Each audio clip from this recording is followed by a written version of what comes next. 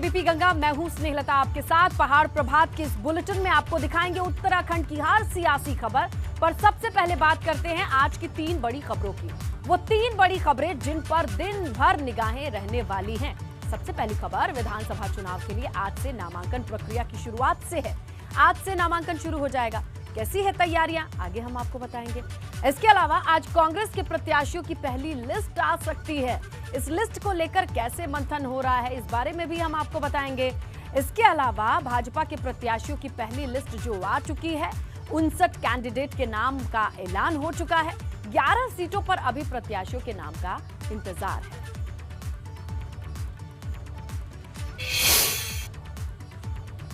उत्तराखंड की सियासत से जुड़ी सबसे बड़ी खबर की बात कर ले, जहां पूर्व कैबिनेट मंत्री हरक सिंह रावत की भाजपा में वापसी हो सकती है। देखिए, पार्टी आला कमान के वरिष्ठ नेताओं के साथ हरक सिंह रावत की बातचीत हुई है। केदार सीट से चुनावी मैदान में उतर सकते हैं हरक सिंह रावत, ये सूत्रों के हवाले से बड़ी खबर है। तो देखिए, भाजपा से कैसे बाहर का रास्ता दिखाया जाता है। 6 साल के लिए कहा गया है कि वो सदस्यता भी नहीं ले सकते हैं। लीजिए, अब सूत्रों के हवाले से ये खबर है कि केदार सीट से चुनावी मैदान में वापस भी आ सकते हैं। चलिए इस खबर की डिटेल जानने की कोशिश करते हैं विनोद से, देहरादून से हमारे सहयोगी हैं। तो विनोद, देखिए, एक बार तो ये ऐलान किया गया कि 6 साल तक उन्हें सदस्यता नहीं मिलेगी। अब सूत्रों से ये खबर आ रही है केदार से उनको सीट मिल सकता है। कांग्रेस में बात नहीं बनी क्या?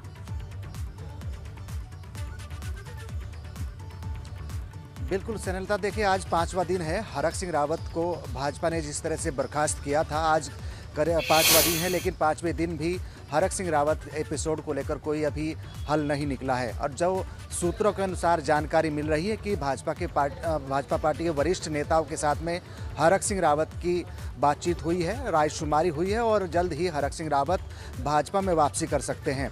और जिस तरह से भाजपा को एक मजबूत कैंडिडेट केदारनाथ सीट के लिए चाहिए, तो हरक सिंह रावत पर भी दाव लगाकर भाजपा चुनाव मैदान में हरक सिंह रावत को केदारनाथ सीट से उतार सकती है, ऐसी जानकारी मिल रही है। लेकिन आज 5वां दिन है। 5वें दिन भी भाजपा ने अभी अपने पत्ते नहीं खोले हैं कि आखिरकार हरक सिंह रावत की वापसी होगी या नहीं होगी। और दूसरी अगर बात करें तो कांग्रेस भी हरक सिंह रावत को कांग्रेस में शामिल कराने के लिए इनकार कर रही है। तो ये जरूर माना जाए कि अभी तक 5 दिन हो चुके हैं, लेकिन हरक सिंह रावत को ठोर नहीं मिली है। और ऐसी सूत्रों के अनुसार जानकारी मिल रही है कि हरक सिंह रावत भाजपा में वापसी कर सकते हैं। एक टिकट जरूर एक परिवार के एक आदमी को एक टिकट देने की ही बात भाजपा की ओर से कही जा रही है। तो हरक सिंह रावत पर दांव खेलकर भाजपा उनको चुनाव मैदान केदारनाथ सीट से उतार सकती है, क्योंकि मजबूत कैंडिडेट केदारनाथ में चाहिए। इससे ठीक पहले भाजपा ने करीब 11 सीटें विधानसभा सीटों के टिकट रोके हुए हैं। और अपनी स्ट्रेटजी के तहत हरक को लेकर कांग्रेस में कहां दिक्कत आ रही है?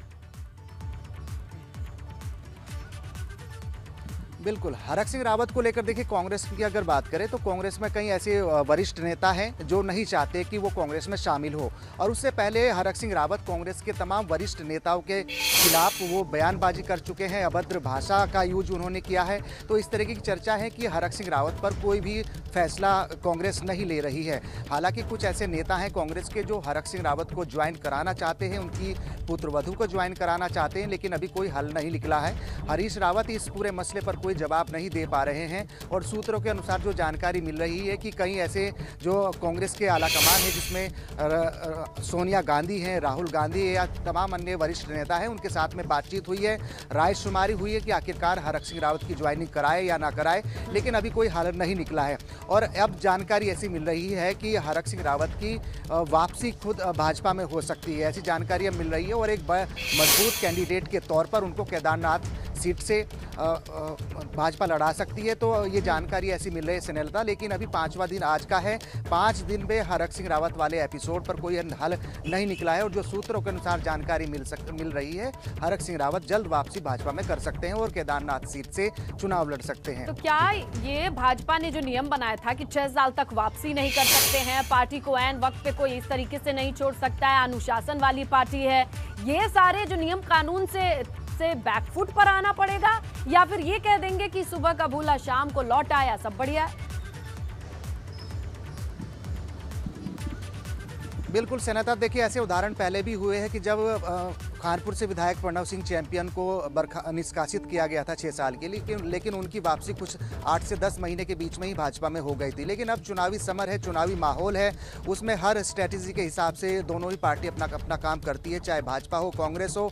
और ऐसे में विधानसभा चुनाव है, केदारनाथ सीट के लिए एक मजबूत कैंडिडेट चाहिए और पूर्व में भी हरक सिंह रावत का प्रभाव केदारनाथ सीट पर है, तो इसमें एक जोर आजमाइश करके हरक सिंह रावत की वापसी करा के खुद केदारनाथ सीट से भाजपा इनको लड़ा सकती है, ऐसी जानकारी मिल रही है। लेकिन इतना जरूर मानिए कि हरक सिंह रावत की कांग्रेस में एंट्री नहीं है, उसको लेकर कई लोगों के साथ, कई नेताओं के साथ में रायशुमारी हुई थी। लेकिन अब जो सूत्रों के अनुसार जानकारी सुनीलता मिल रही है कि जल्द ही हरक सिंह रावत भाजपा में अपनी वापसी कर सकते हैं। जरूर इस बात की सवाल जरूर लैंसडाउन बहू के लिए चाहते थे और अपनी अलग सीट चाहते थे, तो क्या अब लग रहा है कि एक सीट का भी खतरा मंडरा रहा है?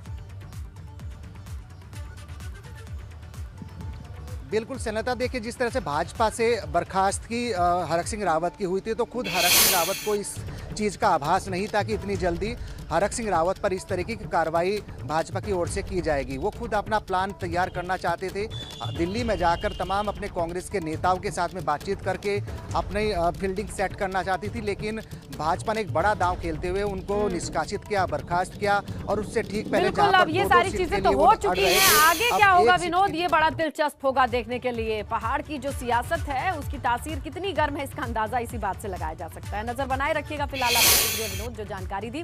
नई दिल्ली की जो खबर है हम आप तक पहुंचाएं। प्रधानमंत्री नरेंद्र मोदी का नाम विश्व के लोकप्रिय नेताओं की लिस्ट में सबसे ऊपर है।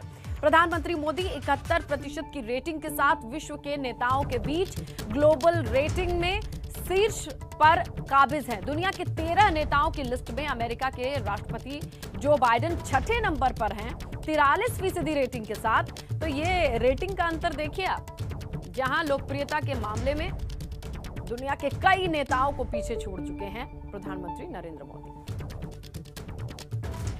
और आज से उत्तराखंड विधानसभा चुनाव के लिए नामांकन शुरू होने जा रहा है। चुनाव लड़ने वाले प्रत्याशी दिन में 11 बजे से 3 बजे के बीच यानी दोपहर 3 बजे तक नामांकन करा सकते हैं।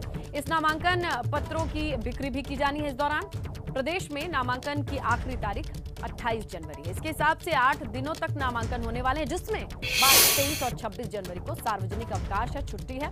इस दिन नामांकन नहीं होगा। प्रदेश में सभी सीटों के लिए 14 फरवरी को मतदान होना है। और इस बार देखिए सुविधा ऐप के जरिए भी ऑनलाइन नामांकन होना है।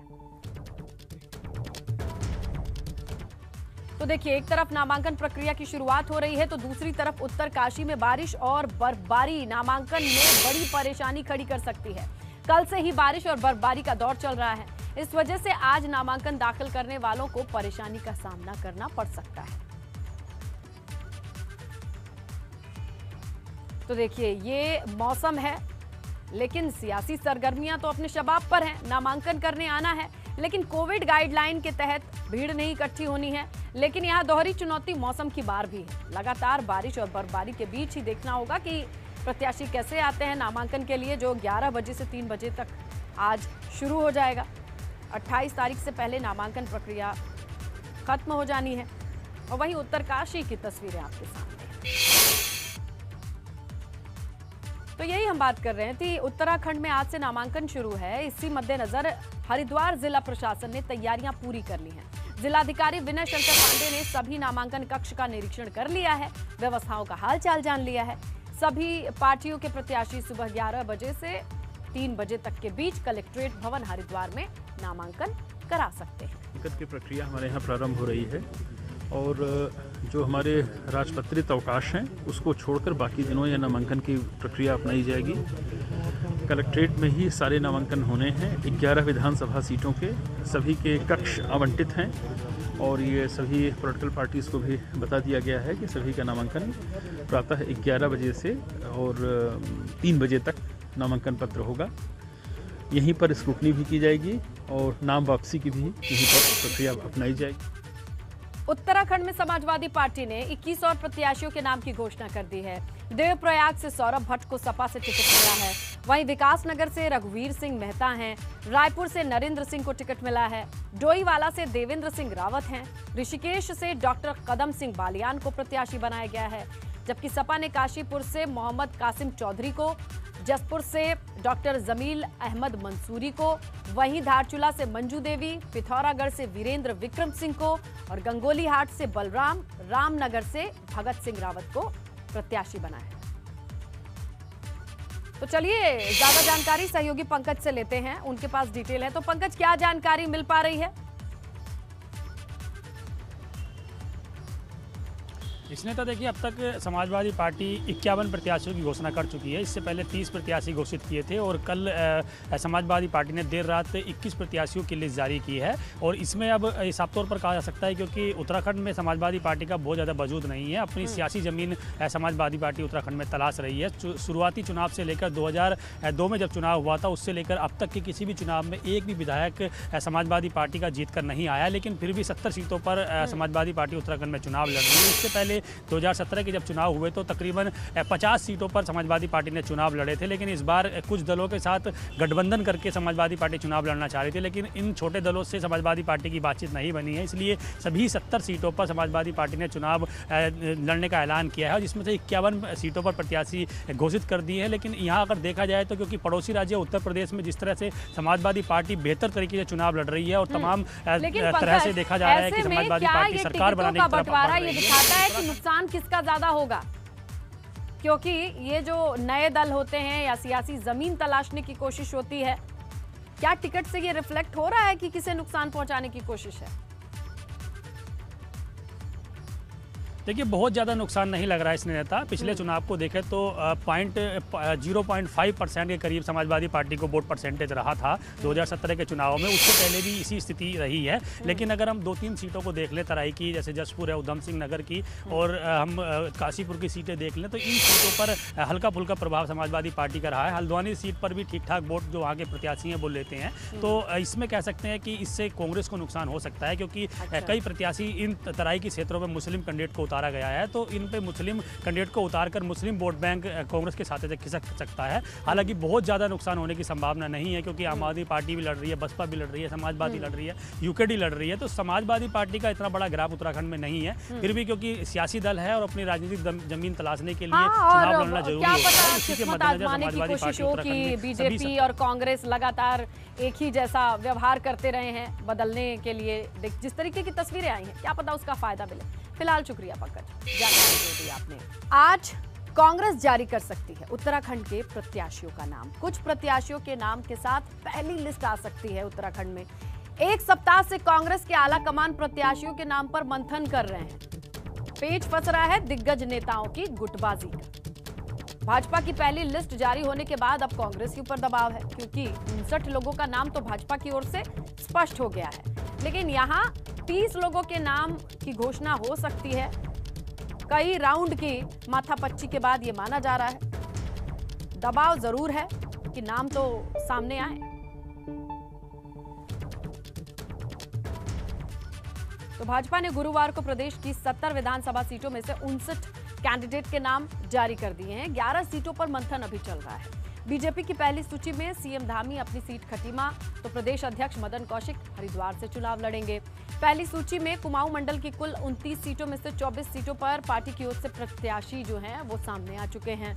गढ़वाल मंडल की बात करें तो 41 में से 35 सीटों के उम्मीदवार के नाम घोषित हो चुके हैं। 11 बची जो बाकी सीटें हैं उस पर टिकटों का ऐलान कब होगा, इसी का इंतजार है।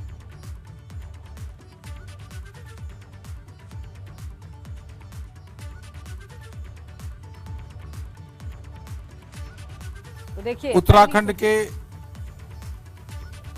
यशस्वी मुख्यमंत्री, ऊर्जावान और युवा नेतृत्व देने वाले, उत्तराखंड में लगातार उत्तराखंड के विकास की चिंता करने वाले, विकास करने वाले ऐसे श्री पुष्कर सिंह धामी जी, वह खटीमा से चुनाव लड़ेंगे। केंद्रीय चुनाव समिति ने उनके नाम पे मुहर लगाई है। इसी प्रकार से हमारे जो प्रदेश अध्यक्ष हैं और वह पहले मंत्री भी थे उत्तराखंड सरकार में, मदन कौशिक जी, वो हरिद्वार से विधानसभा का चुनाव लड़ेंगे, हरिद्वार से। तो देखिए ये डिटेल थी जो कल साझा की गई प्रेस कॉन्फ्रेंस के जरिए। और आगे बढ़ते हैं। उत्तराखंड में जिन 11 सीटों पर भाजपा अभी सहमति नहीं बना पाई है, उन 11 सीटों के बारे में चलिए आपको बता देते हैं। वो सीटें हैं केदारनाथ, टिहरी, डोईवाला, झबरेड़ा, पिरान कलियर, कोटद्वार, रानीखेत, जागेश्वर, लाल कुआं, हल्द्वानी और रुद्रपुर। तो देखिए, ये वो नाम है जिन पर अभी सस्पेंस बरकरार है। इन पर पटाक्षेप करना है पार्टी को। इस 11 सीटों का जो समीकरण है वो थोड़े मंथन के बाद, चिंतन के बाद जब फिट बैठेगा तो इन नामों पर भी मुहर लग जाएगी। हालांकि कल 59 कैंडिडेट के नाम सामने आए, जिसमें भी बड़ी दिलचस्प तस्वीरें निकल करके सामने आई, लेकिन अभी भी ये जो 11 सीटें हैं इन पर सस्पेंस बना हुआ है। पार्टी ने इन 11 सीटों को अभी मंथन के लिए थोड़ा साइड में रखा है और सोचेंगे और विचारेंगे। हालांकि ये जो नाम सामने आए हैं वो पार्टी ने 3 राउंड सर्वे कराए हैं, उसका जो निचोड़ है वो निकला, तब जाके ये 59 सीटों पर नाम डिक्लेयर हुआ, लेकिन अभी भी 11 के लिए इंतजार करना पड़ेगा। पहाड़ प्रभात देख रहे हैं आप। बड़ी खबर कर्णप्रयाग से है। भाजपा में टिकट कटने की नाराजगी अब खुल करके सामने आई है। थराली के विधायक हैं, अब की विधायक जो है वो निर्दलीय चुनाव लड़ सकती हैं। मुन्नी देवी शाह का भाजपा ने टिकट काटा है। टिकट कटने से खफा है मुन्नी देवी, और भाजपा नेता ने टीका प्रसाद पर भरोसा जताया है, और नहीं जताया तो वो निर्दलीय चुनाव लड़ेंगे, माफ कीजिएगा। कर्णप्रयाग सीट से टीका प्रसाद को टिकट नहीं मिला है, तो अब वो नाराज हैं और निर्दलीय चुनाव लड़ सकते हैं। उत्तरकाशी से बड़ी खबर है। भाजपा प्रत्याशी घोषित होने के बाद बगावती सुर उठने लगे हैं। कई सीटों से भाजपा नेताओं ने विरोध शुरू कर दिया है। उत्तरकाशी की यमुनोत्री सीट से नेता जगवीर भंडारी के बगावती सुर सामने आ रहे हैं। मौजूदा प्रत्याशी के खिलाफ निर्दलीय चुनाव लड़ने का वो ऐलान भी कर चुके हैं। गंगोत्री में बगावत हो सकती है, सुगबुगाहट है। तो देखिए, जिसे टिकट मिल गया वहां तो उत्साह है, जोश है, लेकिन जिसे नहीं मिला वहां से नाराजगी, तो कहीं ना कहीं बगावत भी देखने को मिल रही है। और भाजपा की पहली सूची में हरिद्वार की ज्वालापुर विधानसभा से एक बार फिर मौजूदा विधायक सुरेश राठौर पर भरोसा जताया गया है। इसे लेकर सुरेश राठौर ने कहा है कि इस बार ज्वालापुर विधानसभा की जनता पहले से 3 गुना ज्यादा वोटों से विजयी करेगी। पार्टी के एक एक कार्यकर्ता के बलबूते पर हम विधानसभा क्षेत्र में जाएंगे और 3 गुने मतों का लक्ष्य हमने रखा है कि पहले से 3 गुना मतों से हम जीतकर इस विधानसभा को लाने वाले हैं।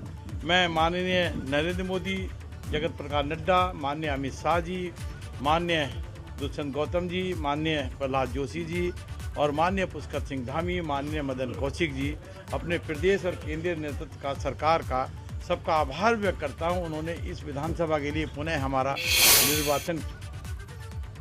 तो बीजेपी ने उत्तराखंड विधानसभा चुनाव के लिए प्रत्याशियों की पहली सूची जारी की है और इसमें 59 उम्मीदवारों के नाम सामने आए। और इस बार नैनीताल की हॉट सीट से कांग्रेस छोड़कर आई सरिता आर्या को अपना प्रत्याशी घोषित कर दिया है बीजेपी ने। टिकट मिलने के बाद सरिता ने पार्टी का धन्यवाद जताया। आगामी चुनाव में बड़ी मार्जिन से जीत का दावा भी किया। हमारी पार्टी का रहेगा, भाजपा का, उसी के अनुसार मैं जनता के बीच में जाऊंगी और जनता से आशीर्वाद लूंगी कि आपके जो भी अधूरे काम होंगे उसको हम लोग पूरा करेंगे और जनता के जितने भी वायदे हैं उनको हम लोग पूरा करेंगे। तो भीमताल विधानसभा से बीजेपी ने राम सिंह कैड़ा को टिकट दिया है। राम सिंह को टिकट मिलने के बाद उनके समर्थकों में खुशी का माहौल है। कैड़ा ने कहा कि हमने 5 साल तक काम किया है, अब जीत के लिए चुनाव में जी जान लगाएंगे।